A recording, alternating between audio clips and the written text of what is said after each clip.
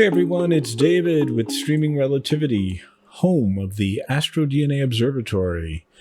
Earlier this month, I announced that I was going to bench the C8 for the winter. Now, this isn't a punishment for poor performance. I think the C8 actually served me very well in 2023. I'm simply rotating in a new telescope, which is my AT115 EDT refractor, and I'm going to be using that telescope for the next 3 months. Now, for those that are new to astronomy or astrophotography or telescopes in general, you might be wondering why I'm changing my telescope. Well, the cool thing about astronomy and astrophotography is that you have the power to assemble the best imaging rig needed for the targets that you have in mind. And some targets may be very small and dim, like some of the galaxies that we were looking at in the last few weeks. And you're going to need a telescope with a long focal length and a very big aperture to gather as much light as possible to image these objects. And then there are other targets that might be larger and brighter, maybe brighter in a specific spectrum of light. And that's going to require a wider field of view, which is accomplished with maybe shorter focal lengths. And you might even need special filters for that case. Now, some targets can be imaged well with more than one rig. And that's because astrophotography is in fact photography, and pleasing compositions can be accomplished at a variety of zoom levels. Sometimes you might want a close-up photograph, and then other times you might want to zoom out a bit. And, given that we're about to celebrate the new year, I can't think of a more appropriate target for this topic other than the Bubble Nebula.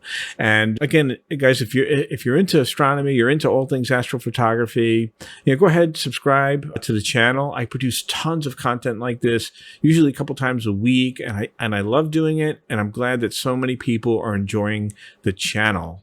So with that, let's get into this cosmic toast and finish out 2023 with a couple of different compositions of NGC 7635, the Bubble Nebula. Okay, so here's some footage from the evening of December 15th, 2023, and you can see the sun was setting in the background in the west, and the dome was open, and the C8, the telescope, was acclimating to the evening temperatures. And I knew this was going to be the last evening of data capture for the year, and I guess I just wanted to document it and reflect on what was done in 2023. Getting this observatory up and running took a lot of effort, mentally and physically, and but I have to tell you, I'm so happy, I'm so grateful to have it and to share my experiences through the channel. Okay, let's bust out the sky charts. And what we're going to do is go to the constellation index, and we're going to look up Cassiopeia.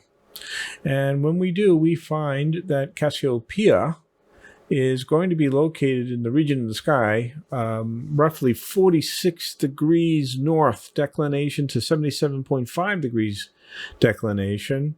And in RA values from, let's call it 23 hours to 3 and let's call it 3.5 hours east. So that's the area of the sky that the Cassiopeia takes up, and that means we're going to find it somewhere on charts 1, 2, or 5. And I'd like to start with chart 1. And the reason is that this is the celestial North Pole. In fact, you'll see Polaris star just off center of this chart, and then a little X marking dead center. So that is 90 degrees north declination, which means that each one of these concentric circles that surrounds that's another 10 degrees further south. So this would be 80 degrees north. This would be 70 degrees north. This would be 60 degrees north.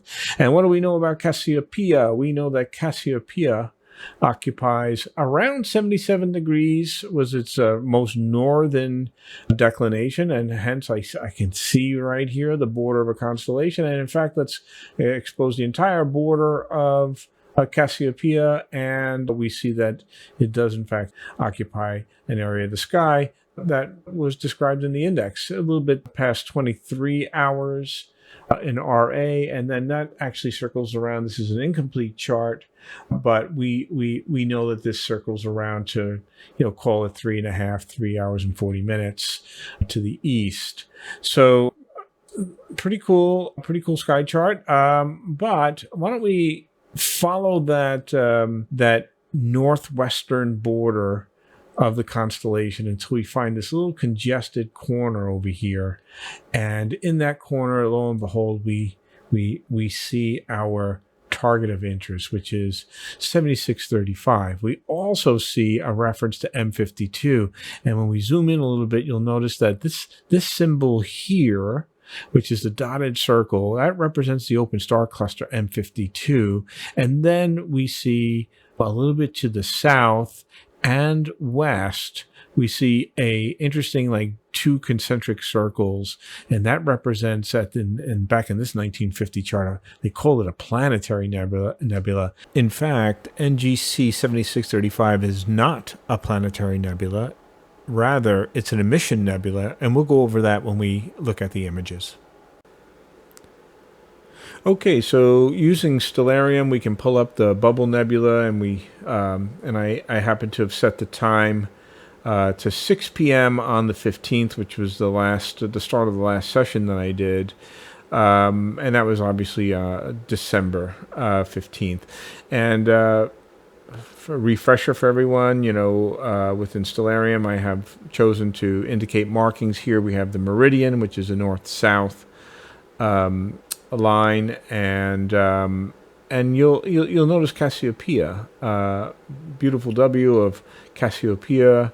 Talked about it earlier. I love Cassiopeia because I in the early days when I was doing binocular observing, I relied on Cassiopeia to find Andromeda, and actually Andromeda under good conditions you can see with the naked eye as well, but using the W, I was able to point to the Andromeda galaxy.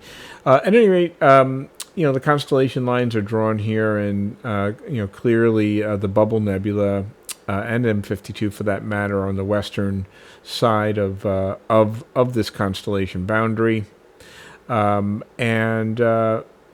just past the meridian around 6 p.m.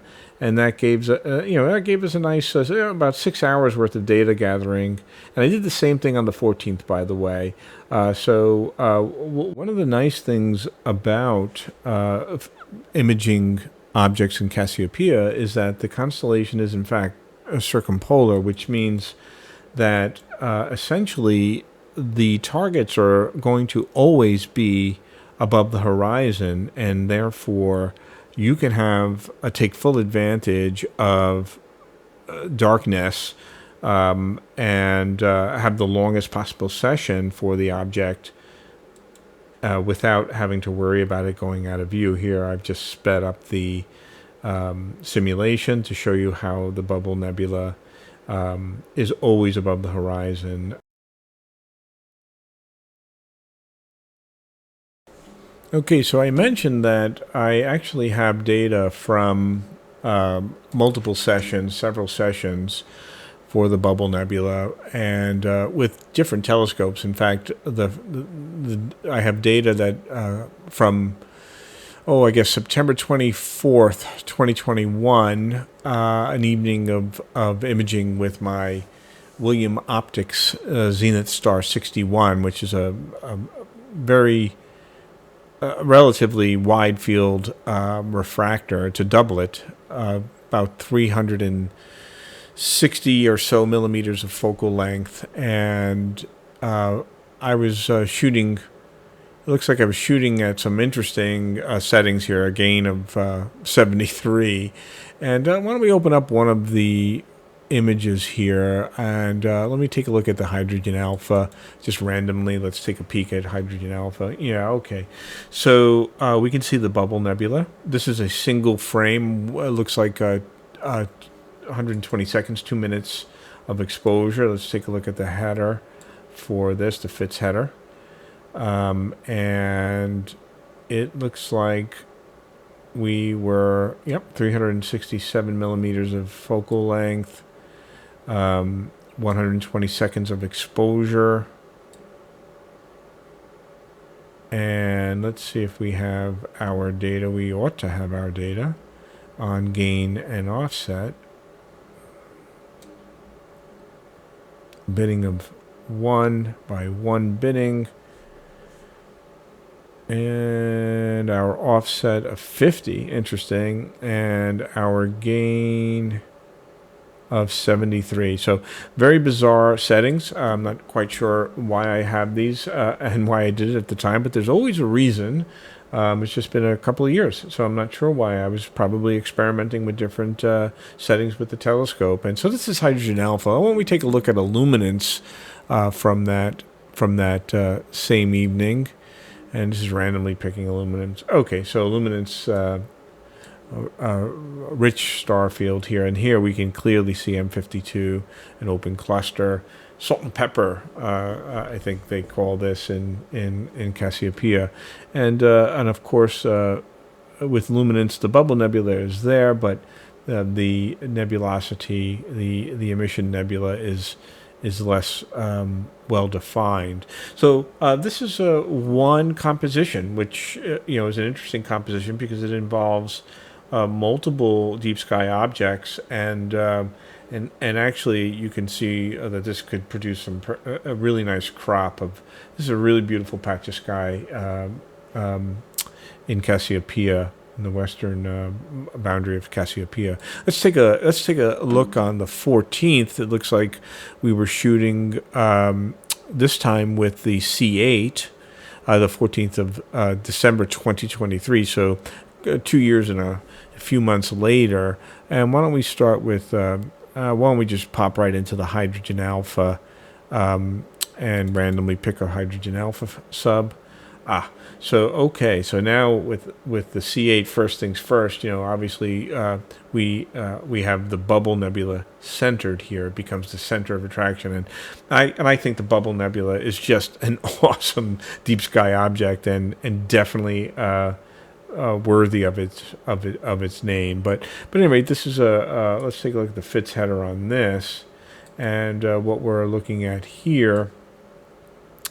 1 by 1 binning, the same camera, by the way, but with the C8 telescope, so 1280 millimeters of focal length, and same temperature, negative 10 degrees, 50 offset, on a gain of 200. So very different settings here for this evening's session. This is what it looked like on the 14th. So that's a hydrogen alpha. And then on the 15th, we also shot, and I'll randomly pick up a frame here. Let's also do hydrogen alpha. Note that I shot hydrogen alpha, ZWO hydrogen alpha frames, but I also shot beta, the beta hydrogen alpha. Let's take a look and see if there's any appreciable difference. I don't see any appreciable difference between these two subs, but let's just make sure that we have the same exact settings. 1 by 1 binning, the C8 telescope, the offset and gain, the gain of 200, offset of 50.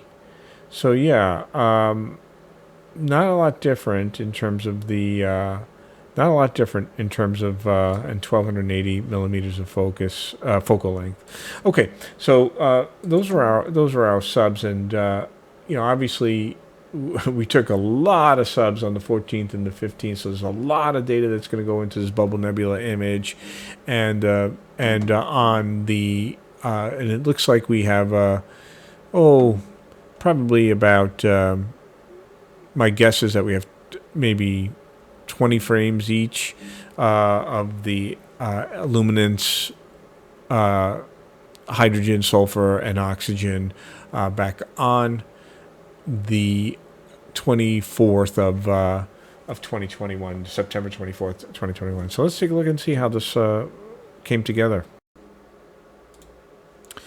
Okay, so here's the image that I generated with the data that I gathered way back in September of 2021 using my William Optics Zenith Star 61. And just to recap, this is 20 exposures, 120 seconds each, a gain of 73, an offset of 50, an unusual combination for each, the luminance, the hydrogen alpha, the sulfur 2, and the O3 filters. And actually, this is under 3 hours of data. And if I recall, I had some calibration frame issues back then, and I really did a very quick job processing this photo. So there's some noise here and some other things that I think I may take some time to improve. But overall, this is a wide field photo with very little crop from the raw frame that we saw, the raw subs that we saw earlier. And the composition illustrates both M52, which is an open star cluster, and the Bubble Nebula, which is NGC 7635. And M52, this open star cluster, it's about, let's call it 5,000 light years away. There's 100 confirmed stars, more likely 200 stars that make up the open cluster. And it has a diameter of about, say, 15 to 20 light years. And we think it's about 35 million years old, which means it's a really young star cluster. And just below it and to the left, we see the Bubble Nebula, NGC 7635. And what I like about this photograph is that there's a balance here that the composition achieves. You have two very different deep sky objects that have different textures, and on one hand you have this colorful nebula that forms a soft bubble, and juxtapose that against this cluster of points, star points, and it's a nice texture to this photograph. And this is one photo that everyone that I've sent to on a cell phone can't resist the pinch zooming in on that bubble. And in fact, let's do that by moving to a different composition, one with the C8. So wow, there are two things that make this a really impressive photograph. First, of course, is the 1280 millimeters of focal length and the center cropping that really brings this delicate structure into focus. The other thing is just the sheer amount of data that we used to generate this image. There were over 500 sub-exposures across those 2 evenings, and that results in a very, very strong signal-to-noise ratio, and it allows for some very beautiful detail to emerge in this deep sky object. I think that this is a stunning image, and it's a perfect image to explain what exactly this object is. And I mentioned that it's not a planetary nebula. That's usually associated with dying stars. Rather, this is, and by the way, planetary nebulas are a form of emission nebula, but this is an emission nebula that is formed from a very massive giant star that's highly active and probably very young.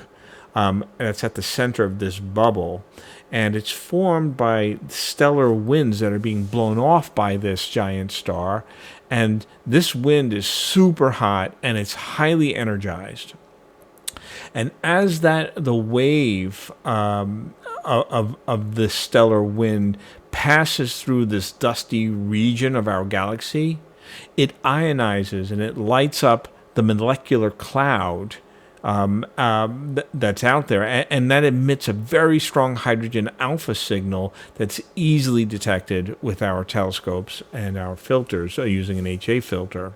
So what we're really seeing here is the spherical shape of a stellar wind wavefront as it travels away from that center star through this molecular cloud.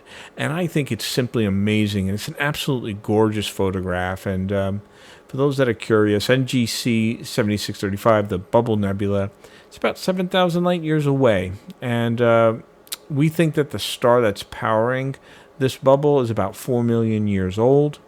And it's likely going to go supernova in the next 10 to 20 million years' time. for now we can we can safely enjoy the view and maybe even use the image as a reminder to celebrate the new year. Okay, I'm going to call that a wrap. It's a wrap on the video. It's a wrap on the year. And, I started this channel a little over a month ago. I had zero expectations. And I'm really proud to say that in a very short period of time, we've got a small following here. And I'm very thankful for that. And it's amazing to see that there are so many people that are interested in astronomy, that are interested in astrophotography. And you know what? Cheers for being a part of the channel, and here's wishing you a happy New Year. I'll have alcohol, believe me, on New Year's Eve, but now it's water. And if you have not yet subscribed, do it. There's a lot of great content coming out on this channel, and I have a brilliant year planned for 2024. I'm going to be doing monthly targets with a variety of rigs that I have. I have a couple of unboxing videos planned for some new equipment.